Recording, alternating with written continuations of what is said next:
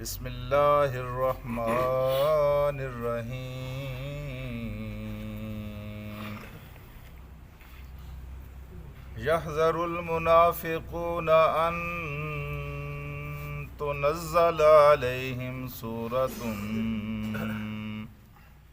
تنبئهم بما فی قلوبہم قل استہزئوا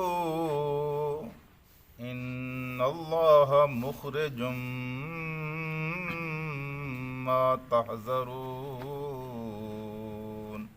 صدق اللہ العلی العظیم۔ رفقائے گرامی، یہ منافقین کا تذکرہ اللہ تبارک و تعالیٰ نے اس آیت میں پھر فرمایا ہے۔ کسی مجلس میں آپ بیٹھے ہوئے ہوں اور وہاں پہ کوئی چیز چوری ہو جائے، 10-15 لوگ ہوں اور ان میں سے ایک آدمی وہ ہو جس کے جیب میں چوری شدہ مال بھی ہو، اور پھر وہاں تلاشی شروع ہو جائے۔ ایک آدمی کی تلاشی لی گئی، دوسرے کی لی گئی، تیسرے کی لی گئی۔